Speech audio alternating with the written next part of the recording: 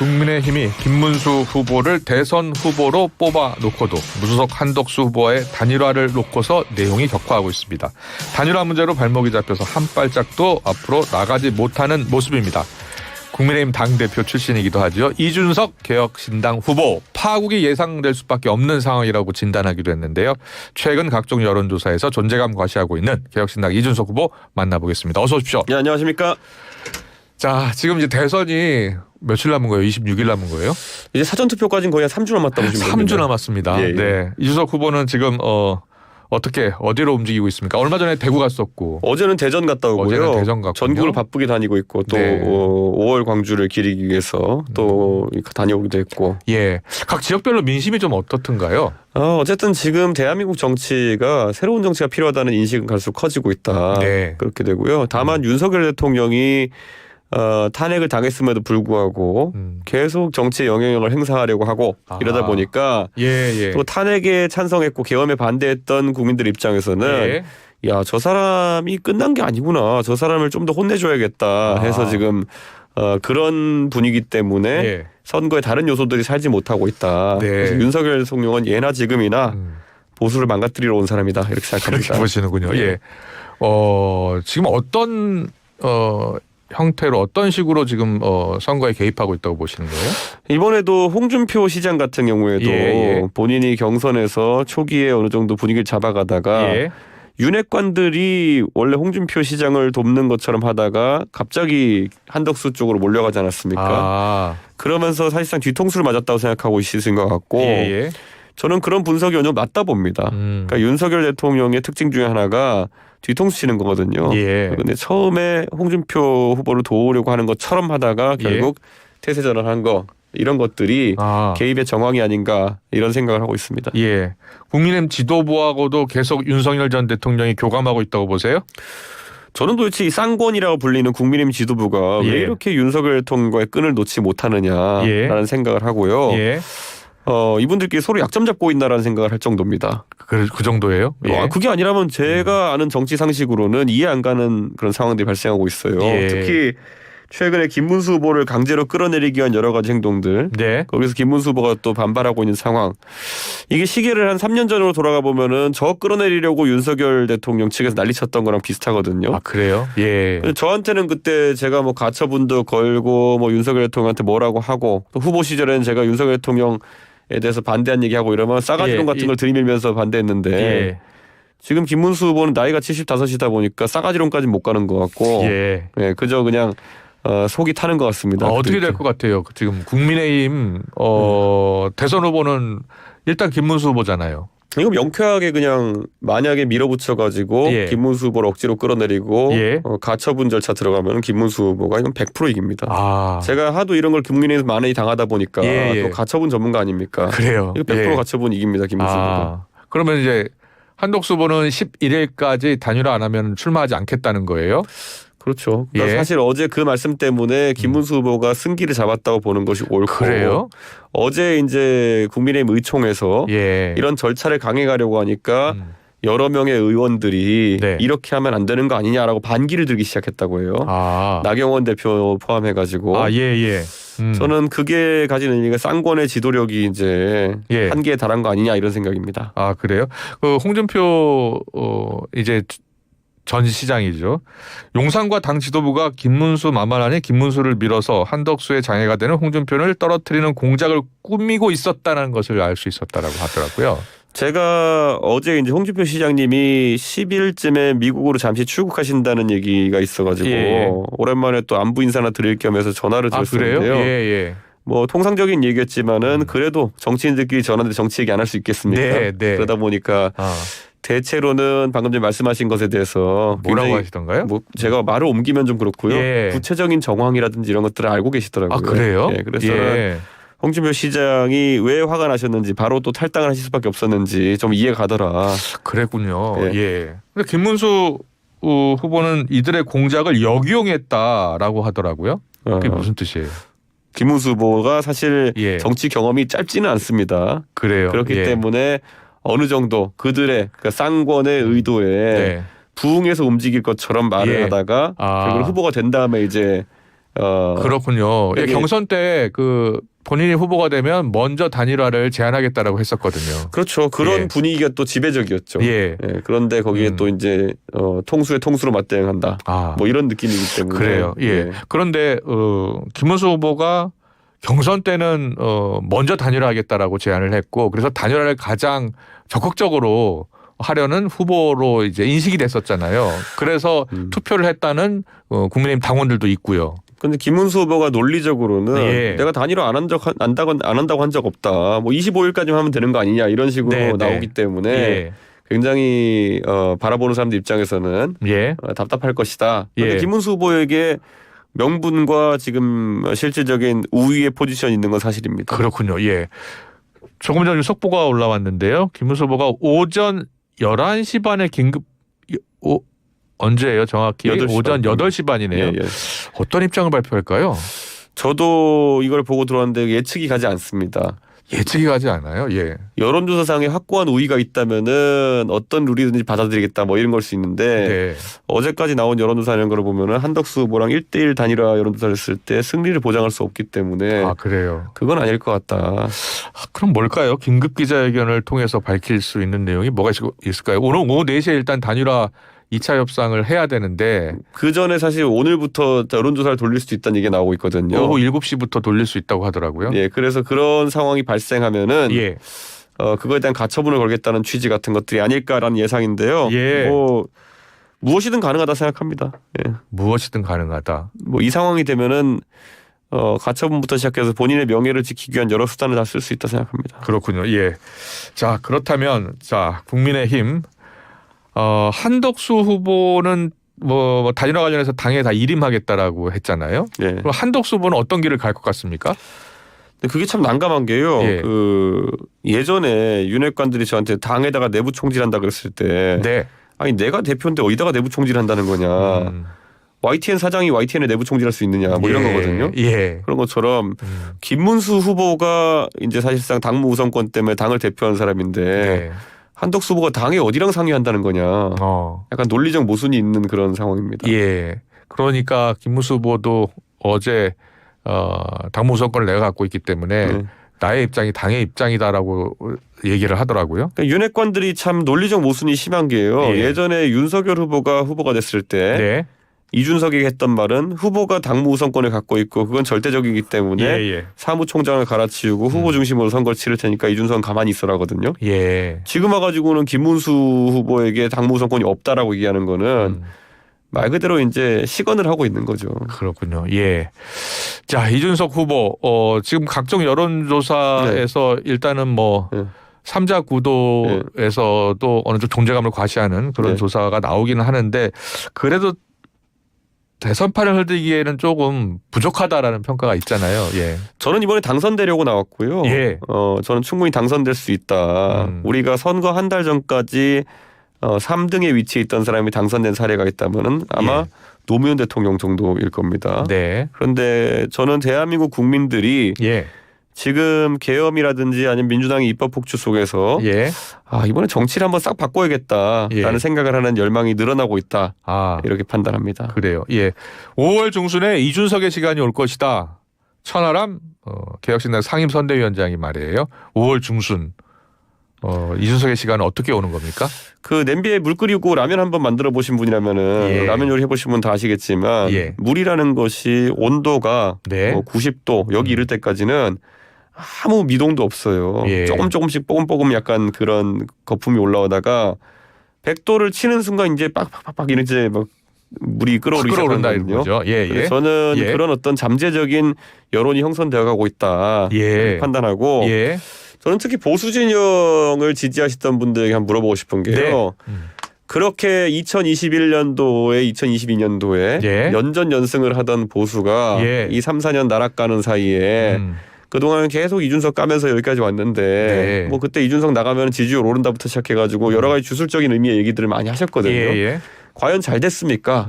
라는 말을 하고 싶고 지금도 그러면 한 달 정도 시간이 남은 상황 속에서 이겨본 사람, 이길 수 있는 사람, 이길 사람을 이제 고르는 것 외에 네. 대안이 있겠느냐라는 말을 드리고 싶어요. 예. 나머지 지금 거론되는 사람들은 이겨본 적도 없는 사람들이에요. 네. 예, 이겨본 사람만이 이길 수 있다 말씀드리겠습니다. 이겨본 사람만이 이길 수 있다. 그 각종 선거 당 대표 때도 그랬고 그리고 직접 본인이 뛰었을 때도 그랬고 다 승리했었다는 거 아닙니까? 예, 그렇습니다. 지난번 당 대표가 됐을 때 그때 국민의힘 지지층에서 이준석 후보를 지지했었던 그 표심이 계속 이준석 후보를 지지하게 하려면 어떻게 해야 된다고 보세요? 그때도요. 많은 사람들이 뭐 그 당에서 전당대회 이기려 그러면은 그들을 어루만지고 뭐 탄핵에 대해 가지고 살살 얘기하고 이렇게 했는데 저는 가가지고 그냥 내다 꽂았습니다. 어떻게 얘기했었죠? 탄핵형을 넘자 이렇게 얘기했고 나는 탄핵에 대해서 그때 박근혜 탄핵에 대해서 뭐 부끄럽게 생각하지 않는다. 그런데 이기려면 이 방향으로 가야 된다 제시했고 그 따라왔더니 이긴 거잖아요. 그러니까 저는 지금도 제가 옳은 방향을 제시하고 있다. 윤석열 대통령에 대한 완전한 청산 그리고 이 구태 보수에 대한 완전한 절연 그리고 젊은 세대가 중요하게 생각하는 아젠다를 정치의 중심으로 끌고 들어온다. 이것이 되면은 저는 당연히 선거 승리할 수 있다 생각하는 거고요. 여기에 이제 저항하면서 이거 빼고 다 해보려고 하다가 여기까지 시간 낭비한 겁니다. 계엄 이후에 지금 6개월 가까이 시간 낭비하고 있는 거거든요. 처음부터 이 길로 나섰으면은 지금 이기고 있었을 겁니다. 이준석 후보가 이번 대선에서 상대할 가장 강력한 후보 가운데 한 명은 이제 이재명 후보잖아요. 이재명 후보 파기환송심이 대선 이후로 연기됐어요. 그래서 이제 사법 리스크를 일단은 털어냈다는 겁니다. 대선까지. 먼저 파기환송심 연기된 것에 대한 생각은 어떠세요? 그러니까 이런 재판이 지연됐으니까 빨리 진행하게 된다는 측의 입장도 저는 이해가 가고요. 그리고 또 이재명 후보 측에서 얘기하는 선거 입후보헌 이상 선거를 치를 수 있게 해줘야 되는 거 아니냐라는 얘기 둘 다 일리는 있습니다. 뭐 이런 거죠. 범죄자에게도 인권이 있다. 다 일리가 있는 말이잖아요. 뭐 그런 정도 이야기다 이렇게 보입니다. 그래서 이재명 대표는 대한민국의 대법원에서 사실 파기환송을 당했다고 하는 거는 거의 뭐 공인된 이제 유죄를 받은 거거든요. 그렇기 때문에 유죄인 것은 맞고 거기에 대해서 선거니까 조금 봐줘야 되는 거 아니냐라는 주장 이 정도의 상태인 겁니다. 그럼 지금 이재명 후보 같은 경우에는 이번 대선에서 각종 여론조사에서 1위를 달리고 있기 때문에 이번 법원의 결정으로 1위 가도를 더 탄탄하게 할 수 있는 것 아니냐라는 시각이 많잖아요. 어떻게 보세요? 저는 아까 말씀드렸던 것처럼 윤석열이라는 사람이 우리 사회에 심어준 두려움과 그런 또 뭐라 해야 될까요? 우리 사회에 대한 위기의식이라는 것이 가시기 전까지는 그런 상황이 유지될 것이다. 그래요? 그래서 제가 선명하게 얘기하지 않습니까? 이준석을 뽑으면 이준석으로 정권 교체되고 이준석이 윤석열 대통령에 대한 치죄는 이재명 후보보다 더 잘할 겁니다. 이재명 후보야 뭐 윤석열 대통령이 사법적으로 다툰 거지만은 전 정치적으로 윤석열 대통령에서 탄압받았던 인사이고 그것을 뚫고 우리 동탄 주민들의 선택으로 국회의원이 되었던 사람입니다. 그렇기 때문에 뭐 저는 캥길 것도 없이 윤석열 정부의 잘못된 부분에 대한 청산은 제가 깔끔하게 해낼 겁니다. 알겠습니다. 그런데 어제 법사위 행안위에서 각종 관련 법안 처리된 것 같은데요. 자, 행안위에서 공직선거법 개정안 통과됐잖아요. 그러니까 대통령 후보가 된 사람에 대해 사실상 재판 면책을 해준다는 건데 저는 이거야말로 대한민국의 사법체계를 흔드는 그러니까 이재명을 위한 이재명 수하들의 입법이었다 이렇게 생각합니다. 부끄러운 줄 알아야지. 예전에 노무현 대통령이 부끄러운 줄 알아야지라는 말을 하셨잖아요. 과연 최근에 민주당이 하는 행동들이 노무현 대통령의 노무현 정신과 과연 호환이 되는 행동들인가. 노무현 대통령은요. 불리하더라도 옳은 길을 가는 선택을 했고요. 그 결과 국민들의 사랑을 받았던 것인데 지금 뭐 민주당은 노무현 정신과 정반대되는 기득권 정신을 실현하고 있다. 만약에 노무현 대통령을 좋아하셨던 분들이 계신다면요. 지금 본인의 방탄을 위해서 저렇게 노력하고 그리고 그런 불리한 길을 회피하면서 정치하는 이재명 대표가 오히려 노무현 대통령에 가까운지 아니면 항상 좀 어렵더라도 정도를 걸으려고 한 이준석이 더 노무현 정신에 부합하는지 한번 짚어보셨으면 좋겠어요. 지금 더불어민주당 내에서도 이제 여러 의견이 나오고 있는데 조희대 대법원장 탄핵 카드요. 일단은 잡고는 있고요. 네. 또 다음 주에 청문회는 계속하기로 했어요. 네. 거기에 대해서는 어떤 생각이세요? 예전에 노무현 대통령은 결국에는 어떤 이견이 생겼을 때는 네. 검사와의 대화 기억나실 겁니다. 예. 본인이 대통령이지만 계급장 떼고 논리로 붙자 이런 것이 그분의 방식이었거든요. 네. 지금 이재명 대표는 그게 아니라 본인 밑에 있는 입법 권력을 동원해가지고 예. 상대를 죽이려 달려들고 있거든요. 네네. 그러니까 저는 이게 어떻게 민주당의 방식이 이렇게 되었느냐 전 이해가 가지 않습니다. 예. 지금 국민의힘에서는 대선 앞에 두고 한 사람에게 면죄부 주기 위한 어마어마한 방탄 입법이 강행되고 있다는 거예요. 특히 이제 이재명 후보가 대통령이 되면 이제 거부권을 행사하지 않게 되고요. 네. 그렇게 되면 민주당이 입법 행정 사법을 총괄하는 독재 정권을 출범시킬 수밖에 없다라고 주장하고 있어요. 어떻게 생각하세요? 저는 국민들께서 이건 진짜 두렵게 생각하셔야 되는 게요. 예. 만약에 이재명 후보가 대통령이 되면요. 예. 지금 입법 권력은 거의 통제하기 어려울 정도로 민주당이 폭주하고 있고요. 예. 거기다가 입법 권력으로 사법부까지 겁박하고 있습니다. 예. 입법, 사법, 행정의 삼권 분립이 무너지게 되면 실제 민주당 주요 관계자 중에 그런 말 하신 분 있죠. 삼권 분립이 이제 필요 없을 수 있다고. 예. 만약 삼권 분립이 무너지게 되면은 그게 민주주의의 붕괴입니다. 그런데 지금 거의 그 민주주의의 붕괴가 현실로 되어가고 있습니다. 예. 그래서 이번 대통령 선거에서 네. 민주주의를 아끼시는 분이라면은 네. 이런 붕괴가 오지 않도록 예. 세심한 판단 부탁드립니다. 예. 자, 최근 이제 국민의힘 당 후보를 뽑아놓고도 지금 뭐 선대위도 구성이 지금 안 된 것 같거든요. 예.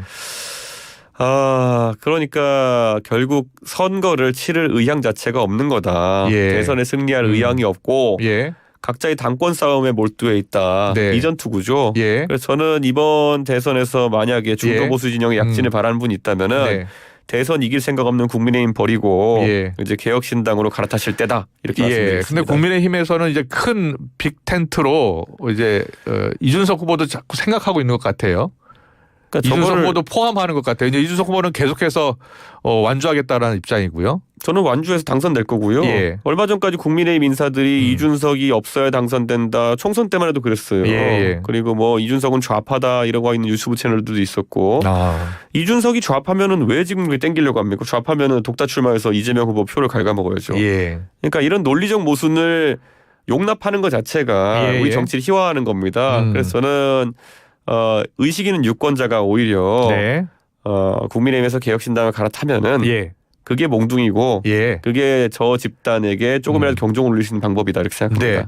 지금 만약에 이 선거가 국민의힘 후보 나오고 또 이준석 후보 나오고 또 이재명 후보 나오면 3자 구도잖아요. 네. 그런데 지금 3자 구도는 어떻게든 만약에 치러진다면은 이재명 후보가 훨씬 더 유리한 선거 아니겠습니까?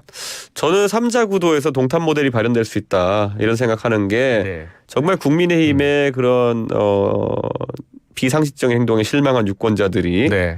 대거 또 이렇게 개혁신당으로 이전해오고 한편으로는 지금 민주당을 찍는 사람들의 상당수는 예. 국민의힘을 찍으면은 이게 소위 말하는 내란이 종결되지 않을 것 같다. 윤석열 대통령에게 다시 면죄부를 주는 거 아니냐. 예. 이런 의식 때문에 도저히 국민의힘을 찍을 수 없어서 민주당에 지금 지지를 보내는 연성민주당 지지층이 있어요. 네. 이분들이 봤을 때 그래 개혁신당은 탄핵에 대해서 처음부터 찬성했고 계엄에 대해서 줄곧 반대해왔고 그렇기 때문에 그런 우려는 없겠구나. 그리고 중도에 계신 분들 입장에서는 민주당의 입법 폭주나 이런 게 두려우면은 개혁신당이 대안이 될 수 있겠구나. 예. 이런 분들이 좀 늘어날 거라 봅니다. 그렇군요. 자, 그러면 지금 오늘 이준석 후보의 인터뷰를 들어보면 이준석 후보는 결국은 국민의힘 후보는 김문수 후보가 될 것으로 보는 거예요. 지금 상황에서 압도적으로 유리합니다. 네. 그렇다면 김문수 후보, 이재명 후보 그리고 이준석 후보입니다. 이준석 후보는 개혁 보수 후보라고 볼 수 있잖아요. 예. 개혁 보수 후보로서 김문수 후보하고도 단일화할 수 있는 겁니까? 저는 불가능하다는 생각을 합니다. 예. 김문수 후보가 무엇보다도 정책적 방향성의 결이 저랑 너무 다르고 예. 그리고 결국에는 계엄이나 탄핵에 대한 입장이 갈리지 않겠습니까? 예. 저는 그 부분에서 좀 어렵다 생각합니다. 예. 그렇다면 그 3자 구도에서 이준석 후보가 가장 강점이 있다면 어떤 부분일까요? 저는 대한민국에서 이제 선진국 세대로 이제 사회생활을 한 첫 세대이기 때문에요. 네. 적어도 이런 과거에 잘못된 문화화는 네. 단절을 해낼 수 있고 지금 해외 외교 상황이나 과학기술 패권 경쟁의 상황이 녹록치 않습니다. 네. 이재명 후보가 팬덤을 만들어가지고 국내 정치에선 그거 끌고 다니면서 여기저기 상대를 공격하는 방식으로 정치하고 있는데요. 예. 저걸 저 방식으로 가가지고 중국과의 과학기술 패권 경쟁 이길 수 있겠습니까? 개딸들이 몰려가서 어디 댓글 단다고 하면 과학기술 패권 경쟁 이깁니까? 트럼프랑 경쟁할 때 트럼프 욕하면 뭐 달라집니까? 예. 김어준 씨가 방송 나가서 트럼프 욕하면은 트럼프와의 관계에서 외교 더 잘할 수 있습니까?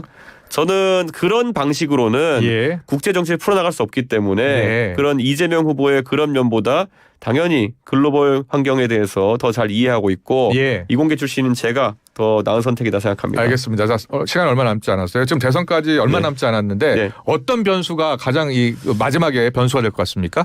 저는 지금까지 보수에서 기득권에 해당하는 분들이 예. 그 기득권을 유지하기 위해서 이준석만은 안 돼. 왜냐 보수 내에서의 변화도 우린 받아들일 수가 없어 하셨던 분들이 예.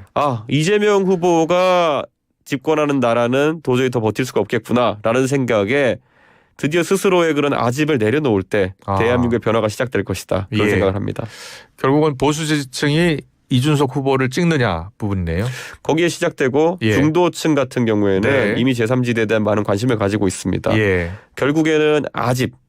그때도 2021년 6월 3일이거든요. 예. 제가 대구에서 전당대회 연설했을 때 네. 그때 대구에서 큰 변화가 일어났거든요. 예. 딱 4년 만입니다. 그때도 6월 3일, 이번 대선도 6월 3일. 저는 4년 만에 한번 다시 큰 대한민국 정치의 변화를 만들었으면 좋겠습니다. 네, 여기까지 듣겠습니다. 이준석 개혁신당 후보와 함께했습니다. 잘 들었습니다. 예, 고맙습니다. 감사합니다. 수고